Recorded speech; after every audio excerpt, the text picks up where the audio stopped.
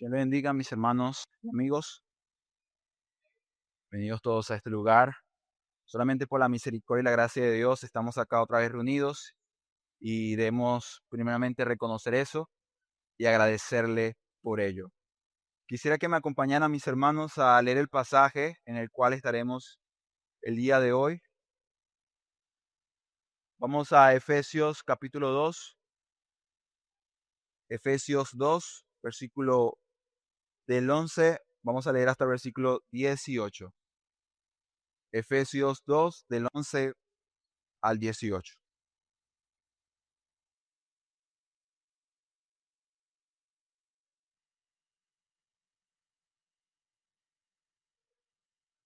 Si ya lo tenemos ya, leamos juntos la palabra de Dios, la cual dice lo siguiente.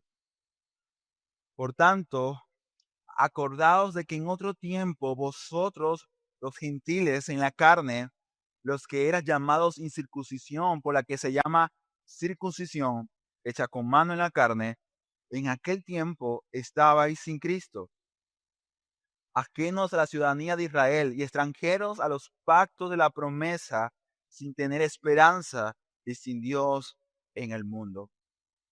Pero ahora en Cristo Jesús, vosotros que en otro tiempo estabais lejos, habéis sido hechos cercanos por la sangre de Cristo. Porque Él es vuestra paz, que de ambos pueblos hizo uno, derribando la pared intermedia de separación, aboliendo en su carne la enemistad, la ley de los mandamientos expresados en ordenanzas, para crear en sí mismo de los dos un nuevo hombre, haciendo la paz.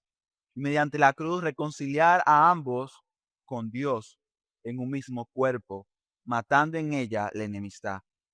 Y vino y anunció la paz a vosotros que estabais lejos y a los que estaban cerca, porque por medio de él los unos y los otros tenemos entrada con un mismo espíritu al Padre. Amén. Señor, aquí estamos otra vez, tu pura gracia y misericordia, así como has orquestado todas las cosas para que estemos en este lugar, en este tiempo, en ese momento. Orquesta de igual manera con tu poder y tu gracia, Señor, el mensaje de esta mañana. Háblanos por medio de ella y también danos un corazón humilde, un corazón sensible a tu voz, Señor. Que tu palabra pueda dar fruto en nosotros para contemplar así y crear mayor asombro de lo que tú has logrado en nuestro lugar y para nosotros. Te lo pedimos en el nombre de Cristo Jesús, en el nombre de aquel que se entregó y murió por nosotros. En su nombre oramos y pedimos a ti todas estas cosas. Amén y amén. Si prestó algo de atención a la lectura, se dará cuenta de que se habla de dos pueblos. Se habla del pueblo israelita y también un término usado de los gentiles. Y yo creo que así como en su tiempo en el cual esta carta era escrita, había una disputa entre un pueblo y el otro. De igual manera en nuestro tiempo, pero de una forma quizás un matiz algo diferente, esta lucha o esta conversación se siente todavía en la mesa. Es casi inevitable no ver que por medio de redes sociales y medios de comunicación, cristianos se expresan en relación a este asunto. Seguramente han escuchado algunos cristianos usar sus redes sociales o medios de comunicación para hacer acto de presencia y decir, yo no estoy de acuerdo con lo que está pasando con Israel. Pero en el sentido, ojo, de estar defendiéndolo. Es que Israel es el pueblo de Dios, es el pueblo escogido de Dios. Es que Israel es el pueblo de Dios y debemos estar de su lado, debemos defender esa causa. Porque esa tierra fue prometida a Israel y esa tierra le pertenece a ellos. ¿Sabes? La disputa Gaza, Israel, Irak, Irán. siempre Israel, ¿no?, está en guerra o en disputa con países vecinos. Pero ¿sabes algo? Y hay una pregunta reflexiva. Si Israel del siglo XXI es realmente el pueblo de Dios, entonces, ¿qué somos nosotros? ¿Qué es la iglesia entonces? Tú dirás, bueno, el pueblo de Dios, pero entonces, ¿cuántos pueblos hay de Dios? Dos, uno. ¿Quién es el verdadero pueblo? ¿Cuál es la verdadera Israel? Pero ¿sabes qué es lo más triste de eso? Y un hermano que habla tangentemente y a pesar de que es un pastor, yo le he dado la gracia, no sé, el interés de publicar tanto en medios de comunicación, redes sociales, como incluso lo de YouTube. Y él comentaba, alguien me comentaba que él decía que qué incoherente, qué escandaloso es ver a cristianos defendiendo capa y espada a Israel, a este Israel, y a pesar de que asesinan en cantidades a cristianos diariamente, semanalmente, nadie dice nada. Dice, ellos son, nuestros hermanos, ellos son parte de la iglesia de Dios. ¿Y qué decimos o qué hacemos? Sí es triste reconocer eso, pero realmente, hermanos, ¿cuál es el pueblo de Dios? ¿Cuál es el pueblo de Dios? El pasaje del día de hoy nos apunta una verdad que necesitamos como iglesia recordar. De hecho, es un imperativo en el pasaje que acabamos de leer hace un momento. Lo que nos muestra es que Dios en Cristo ha reconciliado, que en Cristo se ha unido lo que era imposible unir. Por esa razón el título de esta predicación es Un pueblo en Cristo. Repito, un pueblo en Cristo. ¿Se dan cuenta? Aún el título dice que hay un pueblo, no dos, hay uno solo. ¿Por qué razón? Porque el mensaje comunica claramente esto. Y por esta razón el argumento, la idea central de la predicación de hoy es la siguiente. Solo en Cristo somos reconciliados, hechos el pueblo de Dios. Repito, solo en Cristo somos reconciliados. Se dan cuenta que esa reconciliación es vertical, también o horizontal, lo cual implica que somos el pueblo de Dios. El bosquejo, puntos a tratar serán dos, principalmente dos. El primer punto del versículo 11 al 12, lejos sin pacto. Repito, lejos sin pacto. Del 11 al 12. Segundo punto, hechos cercanos en Cristo, del 13 al 18. Del 13 al 18. Sin más preámbulo, vayamos entonces al primer punto, lejos sin pacto. ¿Cómo comienza el versículo 11, mis hermanos? Si nos damos cuenta, comienza con una palabra tan importante, el por tanto, como la palabra pero que hallamos en el versículo 13. El por tanto, como usted habrá escuchado en tantas oportunidades, es una palabra usada para implicar o señalar que lo que se va a decir es el producto, la consecuencia de lo antes dicho. La pregunta es, ¿qué ha dicho Pablo? Hermanos, si recuerdan, Pablo ha comenzado el capítulo 2 de esta carta señalando que en otro tiempo estamos perdidos, estamos condenados, éramos hijos de ira, éramos hijos desobedientes, que estamos bajo la operación de Satanás, del príncipe de este siglo. Pero, versículo 4 que dice, pero Dios que es rico en misericordia cambió todo. ¿Recuerdan eso? El hermano hablaba de que este pero es el pero tan glorioso y alentador como que así te encontrabas, miserable, perdido, pero Dios lo cambió. ¿Cómo lo cambió? Por medio de la gracia. Por gracia sois salvos. Nada hicimos, nada podíamos hacer, dice Pablo, no es por obra, sino por gracia. Por gracia sois salvos, medio de la fe, y esto no es de ustedes, sino es que un regalo y un don de Dios. Versículo 9, porque no es por obras, para que nadie se adjudique algo, para que nadie diga, yo soy salvo porque yo fui mejor que mi vecino.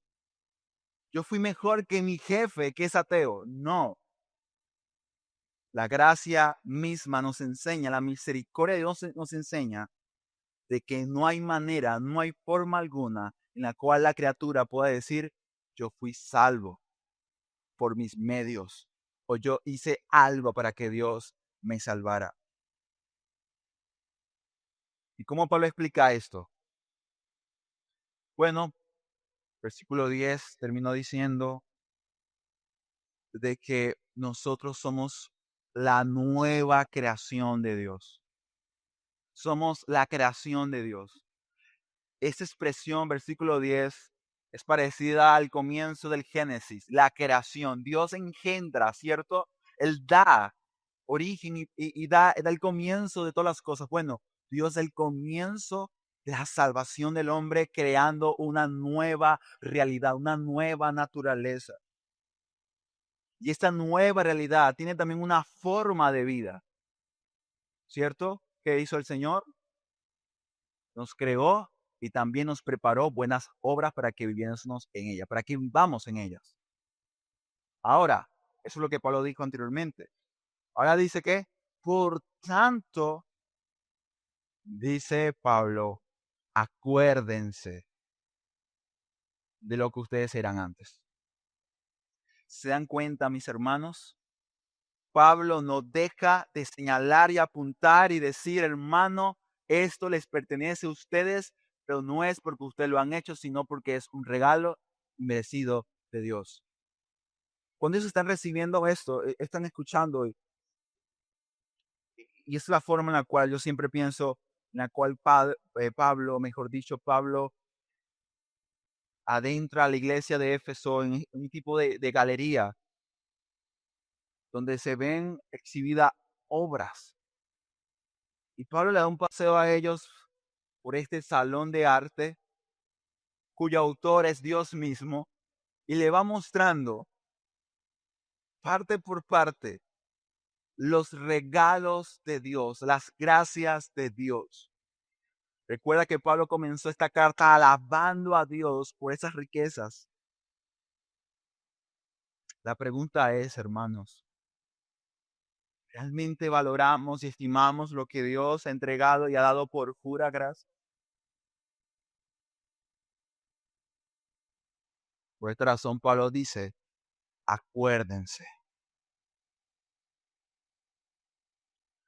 Hermanos, es un imperativo que al menos la Biblia de las Américas repite en 2 oportunidades. Recuerden, versículo 11, luego versículo 12, recuerden, lo dice en 2 oportunidades, enfatizando y señalando lo que la iglesia tenía que hacer, lo que el cristiano necesita hacer ahora. Hermanos, la invitación de Pablo es a la reflexión, a la meditación. Es el detenerse, y como te digo, entrar en ese museo de la gracia de Dios y comenzar a ver cada pintura, pararte ante ella y reflexionar y meditar lo hermoso, lo valioso que es. Porque en esa pintura, la diferencia de observar un cuadro, obviamente hablando físicamente, que por más hermoso que sea, y por más estético que sea, y por más valioso que sea, tú no eres parte del cuadro. Pero en cambio, cuando hablamos del evangelio, hermanos, cuando Dios pinta sobre el lienzo, ahí estamos nosotros. Somos parte de la creación de Dios, del arte de Dios. Hermanos, la pregunta es, ¿meditamos y reflexionamos en esto? Porque si no lo hacemos semanalmente, diariamente, estamos en el peligro de pinturas tan hermosas, de riquezas tan grandes, no valorarlas, estimarlas y lanzarlas a la basura.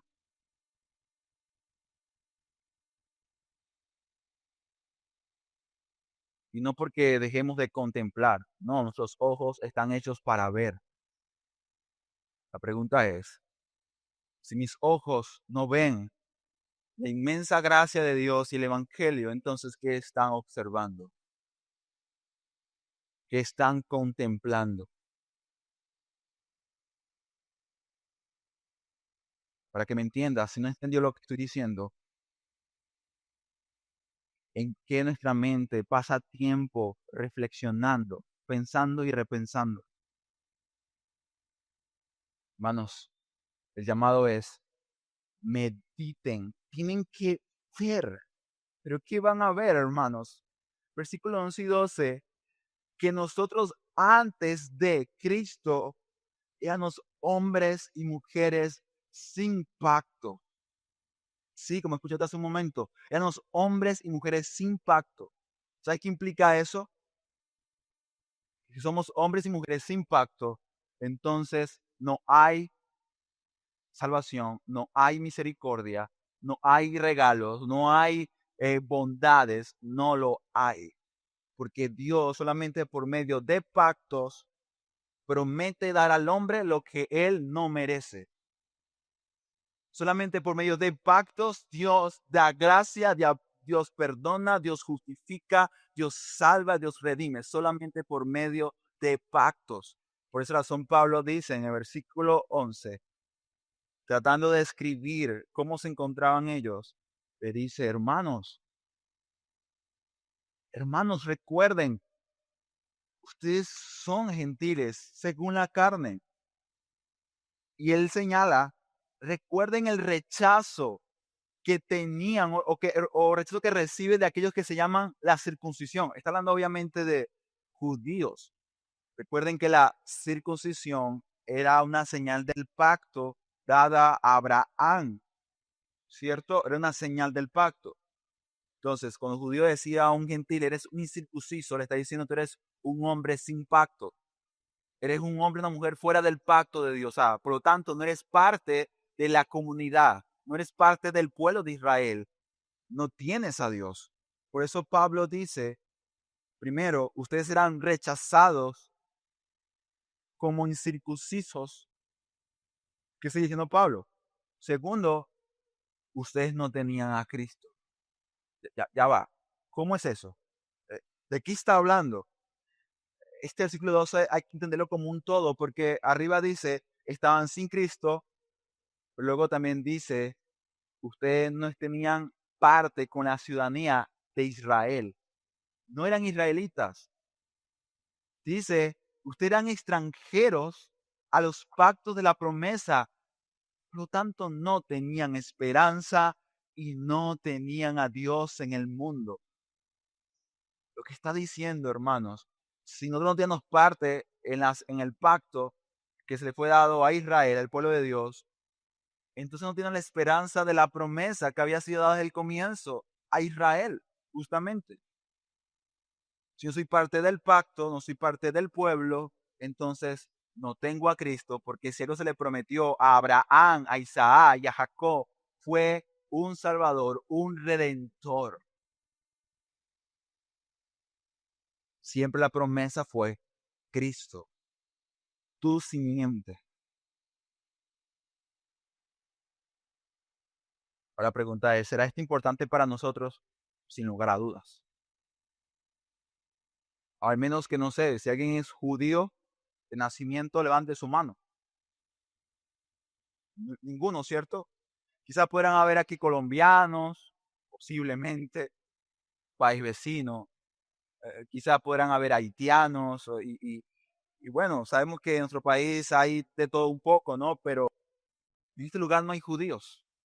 Por lo tanto, hermanos, lo que Pablo le dice a estos hermanos, que parte de esta iglesia, una parte importante de esta iglesia en Éfeso eran cristianos no judíos, les dice, hermanos, ustedes sin Cristo estaban totalmente despatriados, no tenían patria, no tenían nación, no tenían el pueblo, eran parte del pueblo de Dios, no tenían esperanza, no tenían a Dios, no tenían a Cristo.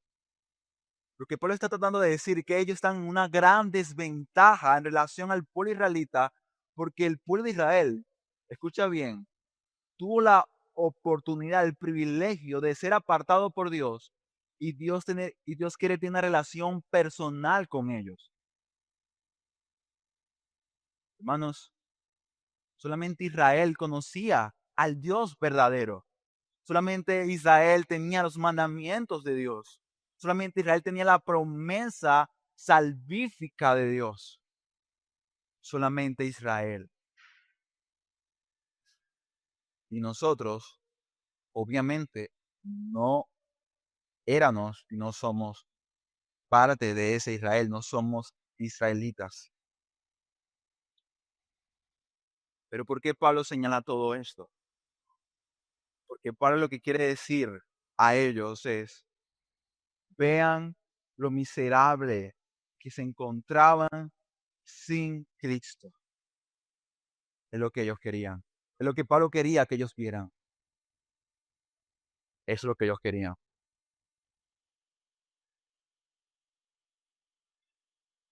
Yo meditaba un poco esta semana en algo que acontecía y yo reflexionaba y meditaba un poco y yo decía, wow, a veces somos tan quejumbrosos, nos quejamos de la situación país, nos quejamos de nuestra casa, familia, de situaciones laborales, nos quejamos y yo meditaba un poco en eso y yo decía, pero, ¿qué sucede con nosotros? ¿Sabes qué sucedería si por un momento dejáramos de tanto quejarnos y pensáramos un momento, solamente un momento, pensaras en cómo te encontrabas tú en el pasado? Haz ese ejercicio. Trata de pensar, de reflexionar y ya, pero yo me quejo de esto ahora, pero ¿cómo me encontraba yo hace un tiempo atrás? ¿Cómo me encontraba? ¿Cómo yo me hallaba? Y te aseguro que sin importar cuál sea tu caso, cuál sea tu historia, tú dirás, gracias Dios, gracias. Gracias porque tú me has sostenido, porque tú me has guardado, porque tú me has mantenido en pie. Hablemos tanto físicamente o incluso espiritualmente si eres cristiano. Pero ¿cómo pudiste llegar a ese punto en el cual tú dices gracias y dejaste de quejarte tanto? En el momento en el cual recordaste cómo te encontrabas antes. Ahora te pregunto, ¿no sería entonces acaso lo que queríamos hacer constantemente como cristianos? Siempre he dicho esto y lo vuelvo a decir. La luz irradia con mayor fuerza y resplandor en medio de la total oscuridad. Las hermosas estrellas se percibe su luz, su resplandor cuando ¿qué? Cuando hay oscuridad. Cuando se va la luz y todo queda oscuro, se permite ver lo hermoso que es el cielo. Cuando está lleno de estrellas se pueden observar o incluso ver lo fuerte que puede llegar a alumbrar la luna. Hermanos, cuanto más entendamos, yo creo que a veces pensamos solamente en querer entender más la gracia de Dios, la justificación, el perdón, la adopción. Sí, eso es importante, pero debemos comenzar primero en entender en mayor profundidad, la maldad del hombre, la perdición del hombre, lo miserable que es el hombre, lo miserable y pecador que nosotros éramos en otro tiempo. ¿Sabes por qué? Porque estando en la oscuridad, estando en la orilla de ese abismo, es donde podremos ver y conocer con mayor profundidad y mayor gloria la gracia de Dios, la misericordia de Dios. Por eso Pablo no se queda solamente ahí en el valle oscuro, sino que ahora les proyecta la luz del Evangelio. Vayamos al versículo 13 al 18. Pablo dice, el versículo del 11 al 12, ustedes estaban lejos, pero ahora dice, pero ahora en Cristo Jesús, ustedes que estaban antes lejos, han sido hechos cercanos. ¿Pero por quién, hermano? Por la sangre de Cristo. ¿Te das cuenta? Pablo quiere que no haya duda. Fue por la sangre de Cristo. Cuando habla de la sangre, habla de sacrificio. Habla de la cruz. Y Jesús sentado en la mesa le dijo a sus discípulos, esta es mi sangre que es derramada, ¿por qué? Por todos nosotros. ¿Y qué dice? Habla de la sangre y habla de qué? Del pacto. ¿Se dan cuenta? Hermanos, hombres sin pacto ahora tienen un pacto y es un pacto de sangre. ¿La sangre de quién? De Cristo. ¿Qué implica la sangre de Cristo? La muerte de Cristo. Hermanos, que ahora Él ha traído paz, que Él ha traído reconciliación. Versículo 14, porque Él es vuestra paz, de que de ambos pueblos hizo uno, derribando la pared intermedia de separación. Pablo está diciendo, escuchen lo siguiente. Ustedes antes eran extranjeros, no tenían parte con el pueblo de pacto Israel, que ahora por medio de Cristo sí tienen una porción, tienen parte con ese pueblo pactual. Hermanos, si se dan cuenta, Pablo está tratando de explicarle a ellos que son parte ahora en Cristo de una nueva, de un nuevo pueblo, de una nueva realidad pactual. Porque este pacto, dice acá, reconcilia primero a la criatura con Dios, lo acerca a Dios, ¿cierto? Porque lo dice claramente. Porque Él ha traído paz y Él los ha acercado, versículo 17, porque Él vino, anunció la paz a vosotros, que estabais lejos, los que estaban cerca. Pero también ha traído reconciliación de dos pueblos. ¿Cuál es la pregunta de que si hay dos pueblos, hay uno, es Israel o somos nosotros? Hermanos, Pablo ha dicho que en Cristo, cuando Cristo vino y se entregó por nosotros y murió por nosotros, murió por todos, por judíos y no judíos.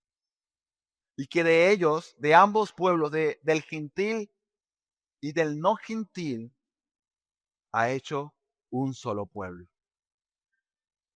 Ese pueblo, querido hermano y amigo, se llama iglesia, en la cual dice Apocalipsis que se escuchó a cantar hombres y mujeres de toda tribu y de toda lengua. Qué hermoso, ¿no? Que al comienzo del desarrollo de la historia de la redención, nosotros no teníamos parte para nada, no éramos judíos. Y si tú hubieses sido un pagano de ese tiempo, seguramente hubieses muerto sin escuchar del evangelio, sin haber escuchado de la promesa, y te hubieses condenado eternamente. Pero ahora, por la sangre de Cristo, por la sangre del Cordero, nosotros sí, venezolanos, somos también cristianos. Colombianos, también cristianos. Americanos, africanos, árabes, de donde sea que estén, han tenido ahora parte del nuevo pueblo del pacto, la iglesia de Dios. Y yo creo, hermanos, que eso debería llevarnos a quedarnos maravillados, amén, sorprendidos, reflexionar realmente y decir que algo que decimos a veces con tanta facilidad, soy cristiano, soy parte de la iglesia de Dios, tuvo un gran costo, tuvo un gran precio. Y fue la muerte, fue la sangre de Cristo Jesús. Y que ya no hay que estar peleando entre un judío y un no judío, no, ya Cristo lo abolió en su carne. La enemistad que había, la separación que había, la pared intermedia fue quitada por Cristo. Por eso recuerda, solo en Cristo somos reconciliados verticalmente, horizontalmente, porque ahora todos nosotros somos hechos el pueblo de Dios. Hermanos, Cristo es el príncipe de paz. Anunció la paz a nosotros. Y por lo tanto, como era un príncipe de paz, un anunciante de paz, ha traído reconciliación y unión. Y Pablo lo termina explicando de la siguiente manera. Porque por medio de él, los unos y los otros, tenemos entrada por un mismo espíritu al Padre. Tanto unos como otros somos ahora pueblo de Dios. Para ser pueblo de Dios, no necesitamos, escucha bien, porque eso es una falsa doctrina, una herejía, ser judíos. No. Porque como acabas de ver hace un momento, porque en Cristo ya somos su pueblo, somos un pueblo.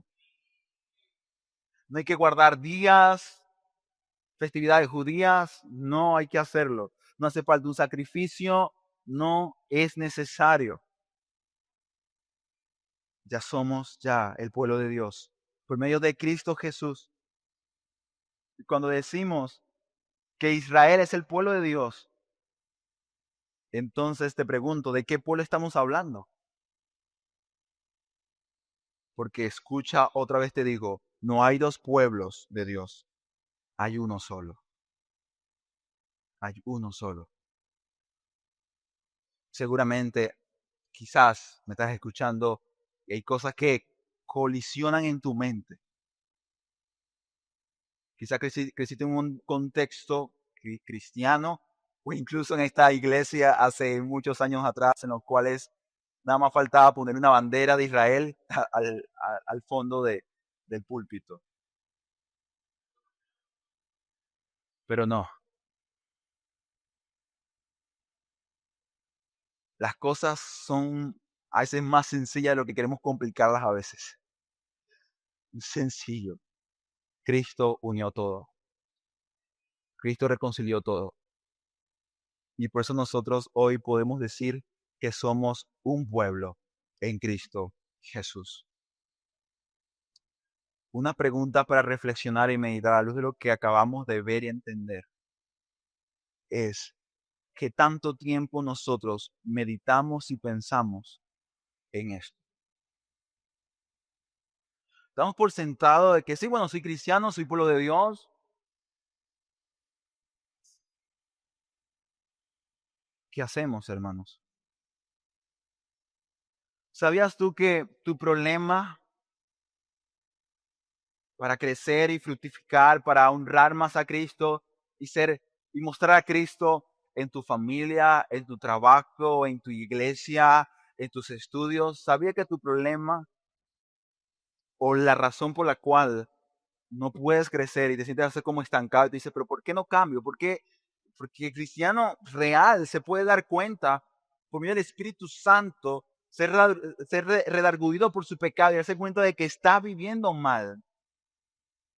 Pero ¿por qué no avanzamos o por qué no crecemos? ¿Por qué no progresamos en nuestra santificación?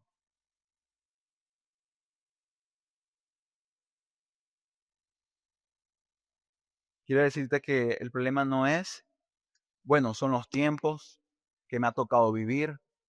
El problema no es tu iglesia local, aunque puedes decir, esta iglesia no me ayuda o no son tus hermanos, no lo son.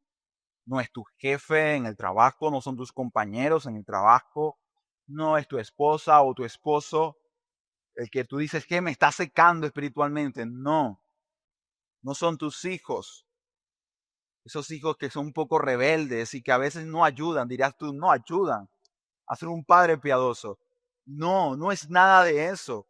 El problema está en que no hacemos lo que Pablo ha demandado de la iglesia. Recuerda, medita.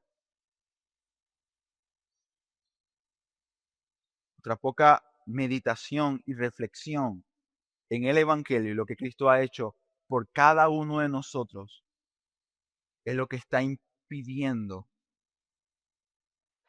que nuestras vidas sean vivificadas, sean transformadas, como dice la palabra en Hebreos, de gloria en gloria. Repito, nuestro problema no son las circunstancias. Nuestro problema es que nosotros poco meditamos y contemplamos las verdades del Evangelio. Que sorprendentemente no solamente es algo, repito, no es una complementación, vamos a complementar como en segunda persona. No, es contemplar, pero también experimentar algo de lo cual yo soy parte. Cuando tú meditas en la adopción, la justificación, si tú eres cristiano, tú debes saber que estás reflexionando y meditando en algo que sucedió en ti. Cuando tú piensas en la restauración, la regeneración, en la redención, estás pensando en lo cual, en algo que Dios hizo en ti, que hizo en tu vida. Tú eres parte de eso. Somos parte del Evangelio.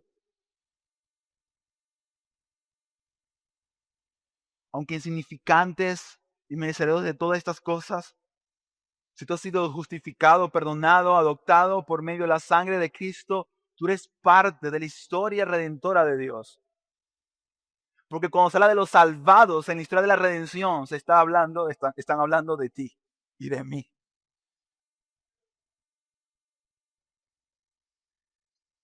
Ahora, si esto es verdad, si el Evangelio es la verdad, es algo tan poderoso y glorioso, algo que esperamos que sea consumado en los tiempos que vendrán.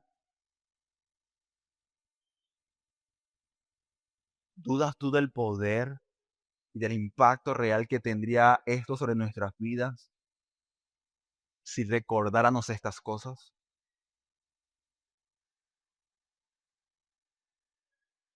Hermanos, necesitamos recordar lo que éramos antes sin Cristo y lo que ahora somos en Él. Eso dará profundidad a nuestro cristianismo superficial y muy vago muchas veces. Ese cristianismo en el cual a veces no sabemos qué hacer. ¿Qué trabajo tomo? ¿Qué trabajo no tomo? ¿Qué hago con mis recursos o qué no hago? Ese cristianismo que te deja a ti como que a veces te hace sentir incluso desprovisto, abandonado, como que no tienes herramientas para hacer las cosas como deberías hacerlas.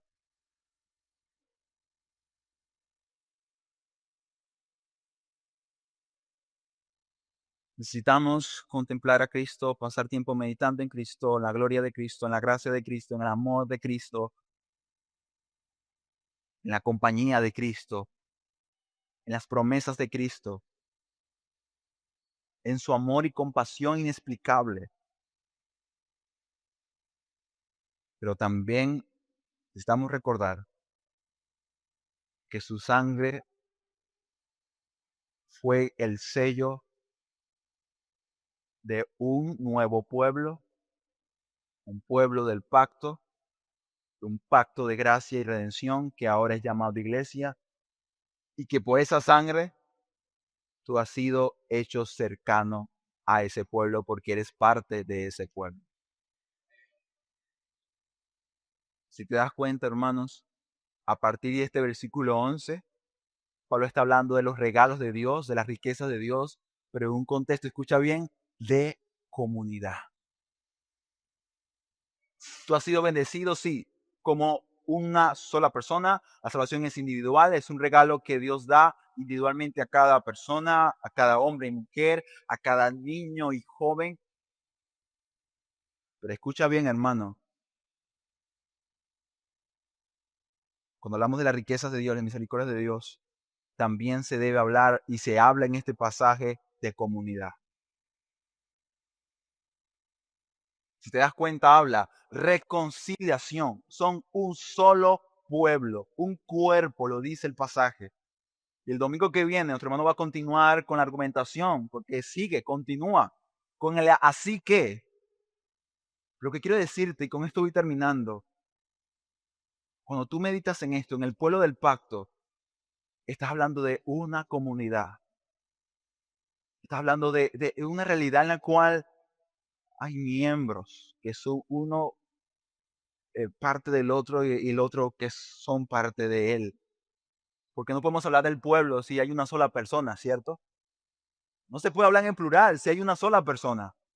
Por lo tanto, hermano, navega, medita en esto, porque esto nos apunta nuevamente que para Dios es importante la iglesia y también lo debe ser para ti. Querido amigo, como acabaste de ver, esto éramos nosotros, gentiles, sin un pacto, sin un pueblo, sin esperanza, sin un Cristo, sin Dios. Y quiero decirte que aunque Cristo ya ha muerto, resucitó y venció la muerte con gran poder y gloria, por razón por la cual podemos decir confiadamente en que nosotros, lo que te estamos hablando, o el que te está hablando, es parte del número de los redimidos, de los salvados por pura gracia. Que tú también tienes la oportunidad también de formar parte de la verdadera Israel. Que sí, capaz no naciste en Israel, y no importa, porque por medio de Cristo, ahora, si crees en Él, si te arrepientes de tus pecados, formarás parte de la verdadera Israel. Porque esta Israel, la nueva Israel, la gloriosa Israel, la del pacto de la gracia, no era el plan B, siempre fue el plan A. Así que, por favor, no desperdicies esta oportunidad que Dios te da para formar parte de este pueblo, que si no hubiese sido por Cristo sería imposible que formaras parte de él. Hoy en la oportunidad una vez más de escuchar el Evangelio y de escuchar, y diría yo de recordar, aunque quizás no medites esto en la semana, pero te he recordado otra vez por medio de la palabra de que sin Cristo eres un miserable, que sin Cristo estás perdido, que sin Cristo no tienes ninguna esperanza. Así que ven a Cristo y sé parte del pueblo del pacto.